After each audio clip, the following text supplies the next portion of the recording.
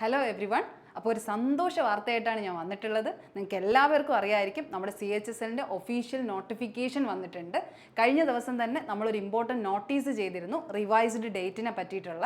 അതിൽ തന്നെ ജൂലൈ 1 മുതൽ ജൂലൈ 14 ഇടയ്ക്കുള്ള ഡേയ്സിനാണ് CHSLന്റെ എക്സാം നടക്കുന്നതെന്ന് പറഞ്ഞിട്ടുണ്ടായിരുന്നു. അതിന്റെ ഒഫീഷ്യൽ ഡീറ്റെയിൽസ് അടങ്ങിയ വീഡിയോ ആണ് ഇന്ന് ചെയ്യുന്നത്. അപ്പോൾ അതിന്റെ ഒഫീഷ്യൽ നോട്ടിഫിക്കേഷനിലേക്ക് നമുക്ക് കടക്കാം.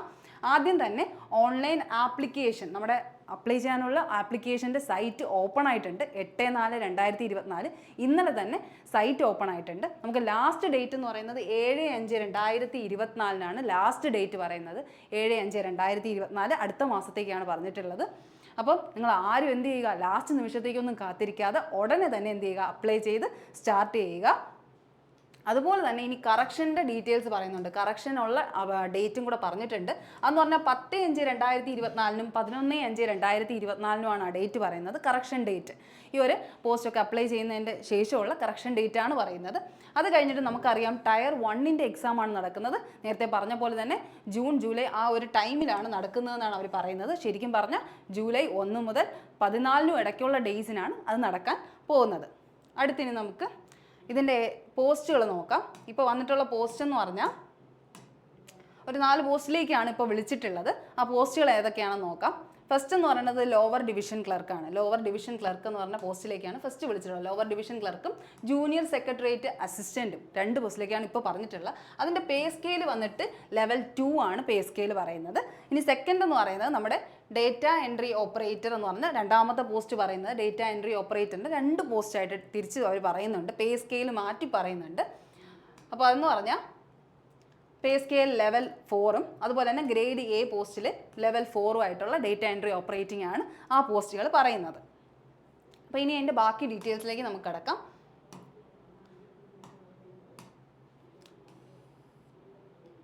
അതുപോലെ തന്നെ ഏറ്റവും പ്രധാനപ്പെട്ട കാര്യം എന്താ, നമുക്ക് ഏറ്റവും കൂടുതൽ അറിയാൻ വേണ്ടി ഇരുന്നത് എന്താ, വേക്കൻസീസിനെ പറ്റിയിട്ടാണ്. വേക്കൻസീസ് എന്ന് പറഞ്ഞാൽ കഴിഞ്ഞ വർഷത്തിനേക്കാളും കൂടുതൽ വേക്കൻസീസ് ഇത്തവണ വിളിച്ചിട്ടുണ്ട്.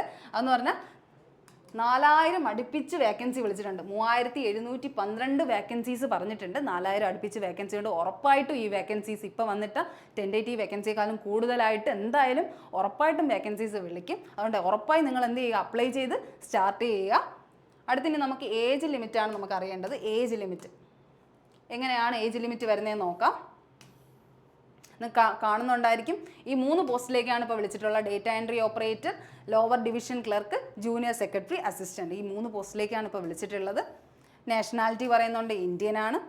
അത് കഴിഞ്ഞ് നമ്മുടെ പ്രധാനപ്പെട്ട കാര്യം ഏജ് ലിമിറ്റ്. ഏജ് ലിമിറ്റാണ് പറയുന്നത് 1/8/2024, അതായത് ഓഗസ്റ്റ് 1 എന്ന് പറയുന്ന ഡേറ്റിന് നിങ്ങൾക്ക് എന്താണ് 18 to 27 വയസ്സിനിടയിലുള്ളവരായിരിക്കണം ഈ ഒരു പോസ്റ്റ് അപ്ലൈ ചെയ്യേണ്ടതായിട്ട് ഉള്ളത്. അത് മാത്രമല്ല 2/8/1997 1/8/2006 ഇടയ്ക്കുള്ളവർക്കാണ് ഈ ഒരു പോസ്റ്റിലേക്ക് അപ്ലൈ ചെയ്യാനുള്ള ചാൻസ് ഉള്ളത്. അതായത് 2/8/1997 1/8/2006 ഇടയ്ക്ക് ജനിച്ചവർക്കാണ് ഈ ഒരു പോസ്റ്റിലേക്ക് അപ്ലൈ ചെയ്യാൻ പറ്റുന്നത്.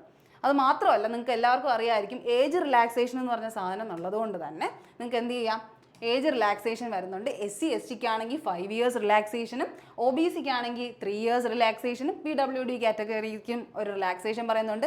എക്സ് സർവീസ് മാനിന് 3 yearsൻ്റെ റിലാക്സേഷൻ പറയുന്നുണ്ട്. അപ്പോൾ നിങ്ങൾക്ക് എന്തായാലും 18 to 27 ആയാൽ പോലും ഈ റിലാക്സേഷനും കൂടെ വെച്ചിട്ട് നിങ്ങൾക്ക് എന്തായാലും അപ്ലൈ ചെയ്യാൻ പറ്റും എന്നുള്ള കാര്യമാണ് ഇവിടെ പറയുന്നത്. ഇനി അടുത്ത് വരുന്നത് നമ്മുടെ എക്സാമിൻ്റെ എഡ്യൂക്കേഷണൽ ക്വാളിഫിക്കേഷനാണ് പറയുന്നത്. എഡ്യൂക്കേഷണൽ ക്വാളിഫിക്കേഷൻ നിങ്ങൾക്ക് എല്ലാവർക്കും അറിയാം ഇതെന്താ, combined higher secondary level examination ആണ്. അതുകൊണ്ട് തന്നെ +2 ക്വാളിഫൈ ആയ എല്ലാവർക്കും എന്ത് ചെയ്യാം, ഇത് അപ്ലൈ ചെയ്യാൻ പറ്റും എന്നുള്ളതാണ് കാര്യം. അതിൻ്റെ ഡേറ്റിംഗ് എന്ന് വരുന്നത് ഇതേ കാണുന്നുണ്ടായിരിക്കും. എസെൻഷ്യൽ എഡ്യൂക്കേഷണൽ ക്വാളിഫിക്കേഷൻ 1/8/2024 ഓഗസ്റ്റ് 1 മുമ്പ് നിങ്ങളുടെ കയ്യിൽ എന്തുണ്ടായിരിക്കണം, +2ൻ്റെ സർട്ടിഫിക്കറ്റ് ഉണ്ടായിരിക്കണം. ആ കാര്യം മാത്രമേ ഇവിടെ പറയുന്നുള്ളൂ. അതുകൊണ്ട് നിങ്ങൾക്ക് എല്ലാവർക്കും എന്താണ്, ഓഗസ്റ്റ് 1 മുമ്പ് നിങ്ങളുടെ കയ്യിൽ +2ൻ്റെ സർട്ടിഫിക്കറ്റ് ഉള്ളവർക്ക് എല്ലാവർക്കും ഈ പോസ്റ്റിൽ അപ്ലൈ ചെയ്യാൻ പറ്റുന്നതാണ്. അടുത്തിനി നമുക്ക് വരുന്നതെന്ന് പറഞ്ഞാൽ ഇതിൻ്റെ ടയർ 1ൻ്റെ സിലബസ് പാറ്റേൺ ആണ് പറയേണ്ടത്. സിലബസ് എന്താണെന്ന് നോക്കാം.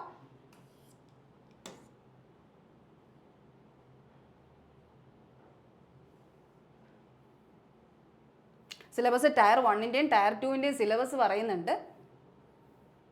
ടയർ 1ൻ്റെയും ടയർ 2ൻ്റെയും സിലബസ് വന്നു. നമുക്കിപ്പോൾ എന്താ ടയർ 1ൻ്റെ സിലബസ് അറിയാം. നിങ്ങൾക്ക് എല്ലാവർക്കും അറിയുന്ന പോലെ തന്നെ SSCയുടെ നോർമൽ സിലബസ് പാറ്റേൺ ആണ്. 4 സബ്ജക്റ്റ് അടങ്ങിയിട്ടുള്ള സിലബസ് തന്നെയാണ് വന്നിട്ടുള്ളത്. എന്ന് പറഞ്ഞാൽ നമുക്ക് ഇംഗ്ലീഷ് വരുന്നുണ്ട്, റീസണിങ് വരുന്നുണ്ട്, മാത്സ് വരുന്നുണ്ട്, അതുപോലെ തന്നെ ജനറൽ അവയർനെസ് GK വരുന്നുണ്ട്. ഇതെല്ലാം ടയർ 2ൻ്റെയാണ്. ഇത് ടയർ 1ൻ്റെയാണ് വരാൻ പോകുന്നത്.